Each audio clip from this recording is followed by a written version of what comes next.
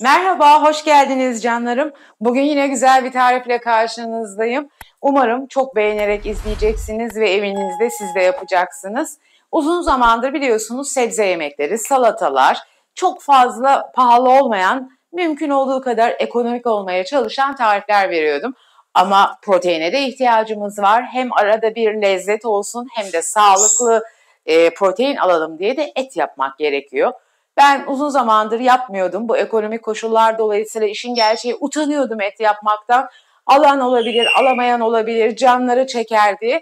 Ama bugün bir istisna yine bir güzel et yemeği yapayım istedim. Kuzu etinden nefis bir kavurma yapacağım. Kurban kavurması gibi. Çok kolay yapılışı ve çabuk. Kuzu eti çok çabuk pişer biliyorsunuz. Hadi buyurun geçelim yapılışına.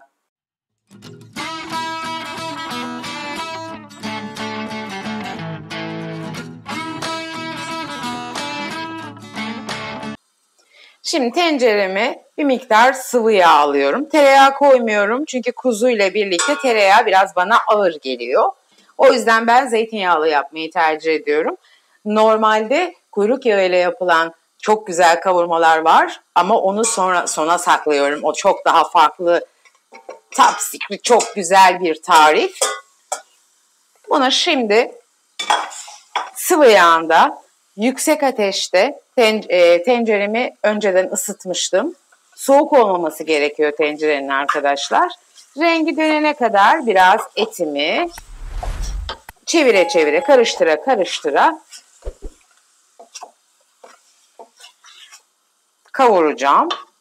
Rengi döndüğünde kapağını kapatacağım. Yüksek ısıda fokur fokur kaynayacak. Suyunu bırakacak kuzu etim.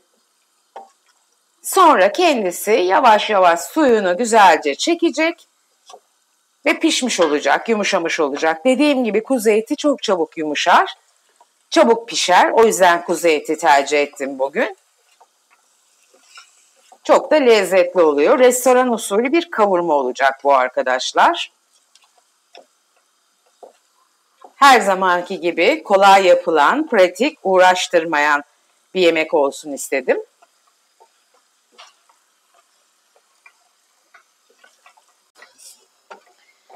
Bakın gördüğünüz gibi etlerimin rengi döndü. Sulanmaya başladı bile. Bayağı bir su bıraktı. Şimdi kapağını kapatacağım. İyice sulanacak kontrollü bir şekilde ve bu suyu fokur fokur kaynarken altını kısacağım. Suyu kendi kendine çektireceğim. Suyunu çeksin, görüşelim. Evet arkadaşlar, gördüğünüz gibi etim çok güzel sulandı. Fokur fokur da kaynıyor. Şöyle bir hemen karıştırıp kapağını tekrar kapatıyorum ve altını kısıp suyu yavaş yavaş tekrar emmesini sağlayacağım. Evet arkadaşlar, etim nefis bir şekilde suyunu çekti. Şöyle birazcık da kavurdum. Harika görünüyor, yumuşamış da. Şimdi bu aşamada tamamen zevke bağlı bir şekilde tuzumuzu koyuyoruz.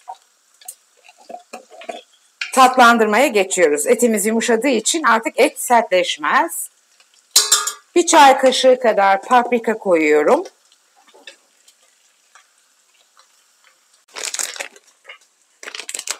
Yarım çay kaşığı, biraz daha fazlasıyla karabiber koyuyorum. Baharatlar tamamen sizin zevkinize bağlı. Arzu ettiğiniz kadar koyabilirsiniz. Şimdi baharatlarım tamam. Etimi tekrar bu baharatlarla güzelce bir kavuruyorum.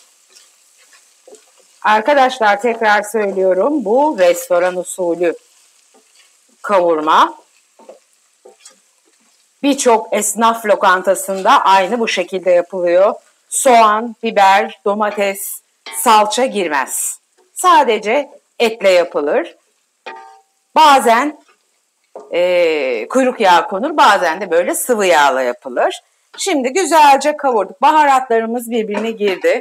Birazcık hemen kaynar suyumuzu koyuyoruz. Etin suyuna banıp güzelce bana bana yemek için, sulu bir kavurma olması için. Şöyle eti geçmeyecek kadar suyumuzu koyduk. Aslında etimiz yumuşadı. Altını tekrar açıyorum ki kaynasın. Kapağını kapatıyorum. Kaynayacak bir 2-3 dakika daha. Altını kısacağım. 10 dakikaya kadar yemeğim pişmiş olacak. Evet arkadaşlar, bir 15 dakika kısık ateşte koyduğumuz suyla birlikte çok güzel lokum gibi kavurmamız pişti. Şimdi ben son olarak yemeğim piştiği için bir çay kaşığı da kekik ilavesi yapıyorum. Bu elzem değil, kekik sevenler koyabilir. Ben kuzu etinde biraz kekik arıyorum. O yüzden koyuyorum. Yemeğim hazır. Hemen servis ediyorum şimdi size.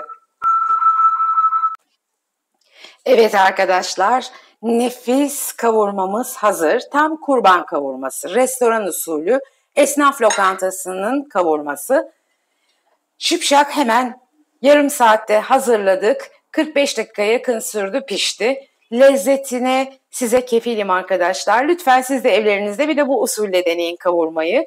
Umarım severek şifalanır ve tadarsınız. Videomu beğenmeyi, kanalıma abone olmayı ve bildirim zilini açmayı lütfen unutmayın. Bir sonraki güzel tarifle buluşmak üzere. Kendinize çok iyi bakın, sevgiyle kalın, hoşça kalın. Teşekkür ederim beni izlediğiniz için. Bay bay.